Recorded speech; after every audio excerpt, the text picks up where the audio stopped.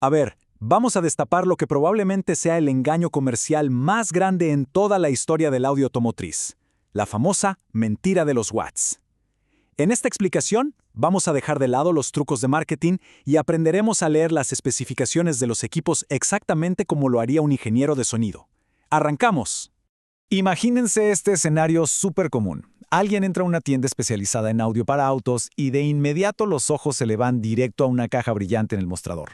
Tiene unas letras rojas, gigantes, que literalmente gritan 2000 watts de potencia máxima. Si no somos expertos en la parte técnica, la lógica visual nos dice: bueno, mi subwoofer es gigante, así que necesito la caja con el número más grande que encuentre, ¿verdad? Se asume de inmediato que ese numerote es potencia pura, masiva, lista para hacer temblar el pavimento. Compran el equipo, están emocionadísimos y las expectativas se van por los cielos. Pero, ¿qué pasa después? Pasan apenas 10 minutos desde que terminaron la instalación. Le suben el volumen al máximo para probarlo y, de la nada, la música suena horrible, distorsionada. Y de pronto, ese inconfundible y terrible olor a barniz quemado inunda el auto. El equipo está totalmente frito.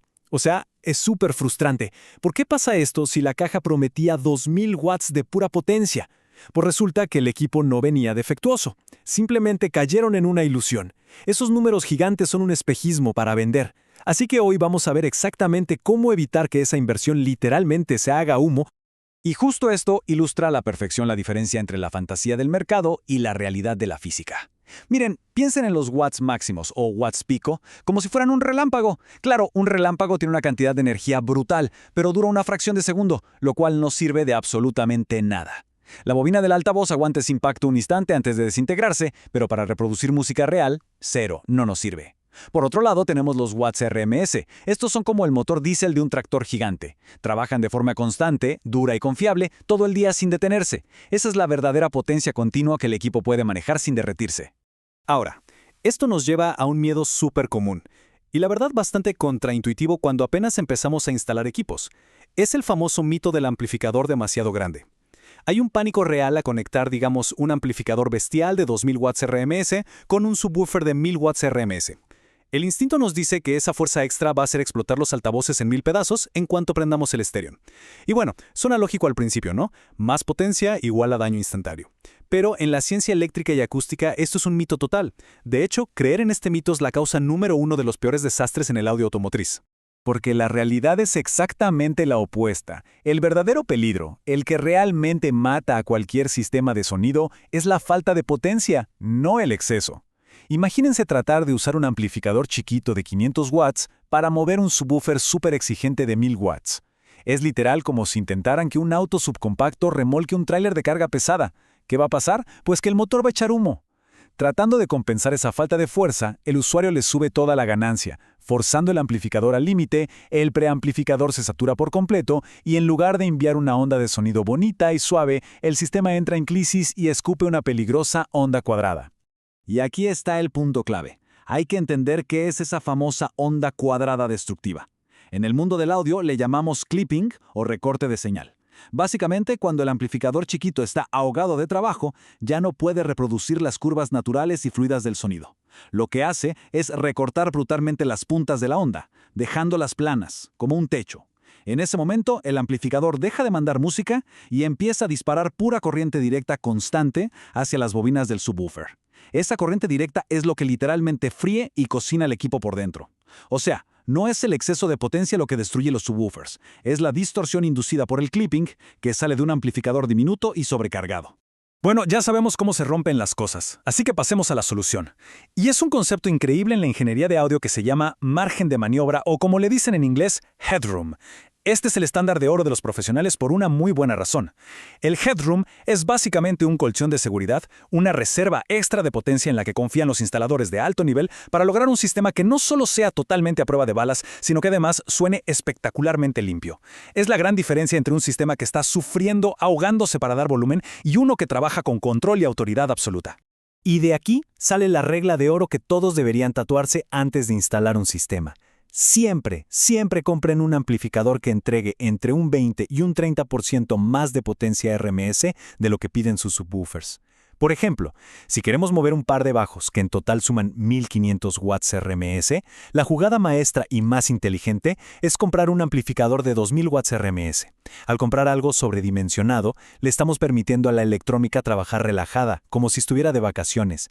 Nunca va a sudar, jamás se va a sobrecalentar y lo más importante, no va a meter distorsión en la señal. Ahora, a la hora de armarlo en el banco de trabajo, esto se hace de manera súper metódica, casi científica. El primer paso ya lo vimos, elegir ese amplificador más grande para tener nuestro ansiado headroom. Pero el segundo paso, ahí está la magia. Un buen instalador no deja que toda esa potencia masiva fluya a lo loco. Lo que hace es usar un osciloscopio o un multímetro y mide el voltaje basándose en la fórmula de los watts RMS. Con estas herramientas, le pone un límite exacto a ese amplificador gigante para que entregue justo lo que el subwoofer necesita, ni un watt más ni un watt menos. El resultado es energía ultra limpia, pura y sin esfuerzo. Pero, ojo aquí, porque la potencia no viaja sola. Hay un eslabón perdido en esta cadena que arruina muchísimas instalaciones, y es la impedancia, que se mide en ohmios. Básicamente, la capacidad de un amplificador para escupir energía depende al 100% de la resistencia eléctrica que le pongan los altavoces. Podríamos tener un monstruo de amplificador clasificado para 2000 watts RMS a un ohmio, pero si por desconocimiento los subwoofers se conectan mal y crean una resistencia de 4 ohmios, ese gigante apenas va a dar una fracción mínima de su poder, tal vez unos tristes 500 watts. Es decir, todo el potencial se asfixia si no entendemos esta relación vital entre la potencia y la resistencia. Y para que esto de la impedancia quede clarísimo, veamos qué combinaciones hacen que el sistema sea un éxito, o que literalmente termine en llamas. Digamos que el subwoofer pide 1000 watts a un ohmio, y usamos un amplificador de 1200 a 1500 watts a un ohmio. El resultado es perfecto. El amplificador opera frío y sin estrés. Si usamos uno de exactamente 1000 watts, bueno, funciona, pero el equipo está trabajando a su límite máximo. Ahora, si le ponemos un ampli de 500 watts a ese mismo subwoofer, alerta roja, entramos en peligro mortal de clipping y bobinas quemadas. Y vean el peor error de todos, pedir 1000 watts, pero cablear a 4 ohmios en un amplificador de 2000 watts diseñado para un ohmio. Es un error eléctrico gravísimo, porque la resistencia es tan alta que el rendimiento se desploma a unos decepcionantes 500 watts. Entonces, para resumir todo esto en acciones concretas, les comparto esta lista de verificación infalible que transforma cualquier instalación. Regla número 1. Ignoren por completo el marketing engañoso de las cajas brillantes y los números gigantes. En serio, ni los miren. En su lugar, siempre busquen los verdaderos watts RMS que están escondidos en el manual técnico. A partir de ahí, compren amplificadores sobredimensionados, sin miedo, para asegurar su headroom. Luego, ajusten las ganancias, no al tanteo o a puro oído, sino de forma limpia con herramientas de medición. Y por último, asegúrense de que todo el proyecto esté conectado usando cables de cobre puro al 100%, el famoso cable OFC, para que la corriente fluya libremente. Acuérdense, nunca le tengan miedo a la potencia, ténganle miedo a la ignorancia y a la distorsión.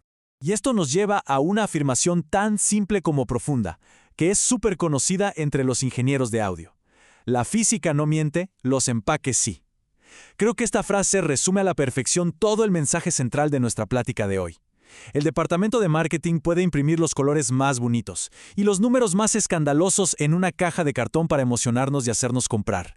Pero al final del día, una vez que encendemos el sistema, las que mandan son las inmutables leyes de la termodinámica y de la electricidad.